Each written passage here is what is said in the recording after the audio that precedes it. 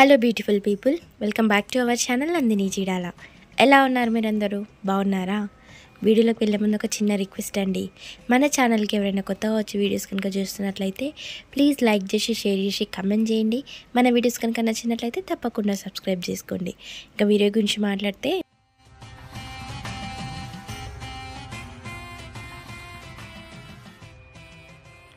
గణేష్ గడ్డ గణపతి దేవాలయము చాలామందికి తెలిసే ఉంటుంది. తెలియని వాళ్ళ కోసమే ఈ వీడియో అనమాట. ఈ టెంపుల్ వచ్చేసి మనకు హైదరాబాద్ నుంచి వెళ్ళి పటాన్ చెరువు రూట్లో, పటాన్ చెరువు దాటిన తర్వాత రుద్రారం అనే విలేజ్లో ఈ టెంపుల్ ఉంటుంది. వినాయకుడు స్వయంభుగా వెలిసిన వినాయకుడు అనమాట. ఎలా ఉంటారంటే, మనకి హనుమాన్కి చందనం వేస్తే ఏ కలర్లో అయితే హనుమాన్ ఉంటారో సేమ్ వినాయకుడు కూడా అలాగే ఉంటాడు అనమాట. ఎక్కడ కూడా వినాయకుడు మనకు అలా కనిపించరు, ఇక్కడ కనిపిస్తారు. స్వయంభుగా వెలిసిన వినాయకుడు.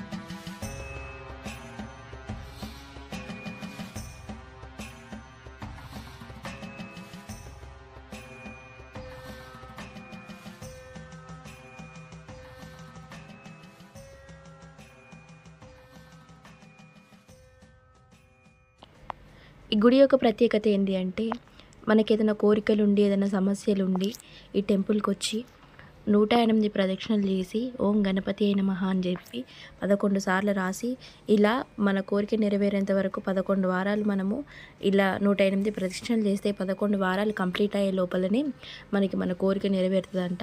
ఇక్కడ చూస్తున్నారు కదా, వీళ్ళందరూ 108 ప్రదక్షిణలు చేస్తున్నారు. ఇక్కడికి వస్తే ఇక్కడ ఒక రిసిప్ట్ ఉంటుంది, దానిపైన 108 నెంబర్స్ ఉంటాయి. మనం అది తీసుకొని ఇంకా మన ప్రదక్షిణలు స్టార్ట్ చేసుకోవాలి. అలా ఎవరైనా మొక్కుకుంటే మాత్రం ఇక్కడికి వచ్చి చేసుకుంటూ ఉంటారు అనమాట. చాలా బాగా ప్రశాంతంగా ఉంటుంది అక్కడ. చూడండి, నేను కూడా చేసినాను అక్కడ.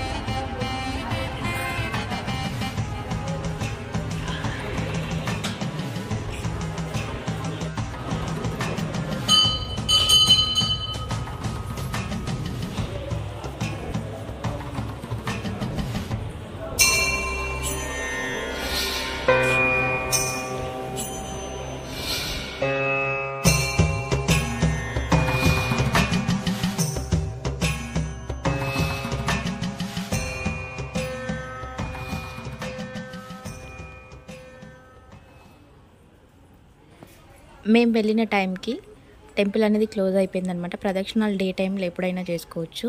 మార్నింగ్ 6 o'clock నుంచి వెళ్ళి 1 o'clock వరకు ఓపెన్ ఉంటుంది. తర్వాత మళ్ళీ సాయంత్రం 5 o'clock నుంచి వెళ్ళి 8:30 వరకు ఓపెన్ ఉంటుంది అనమాట. ఆ టైంలో వెళ్తే మనకి దేవుడు అనేది దర్శనం అవుతారు. ప్రదక్షిణాలు అయితే డే టైంలో ఎప్పుడైనా చేసుకోవచ్చు అనమాట. గుడి అనేది ఓపెన్ ఉంటుంది.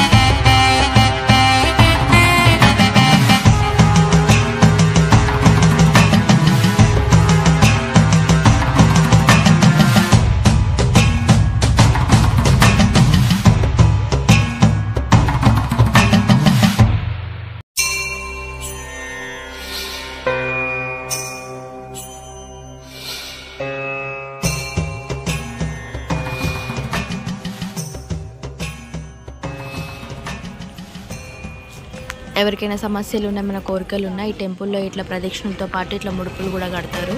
చూడండి ఇలా కట్టారు.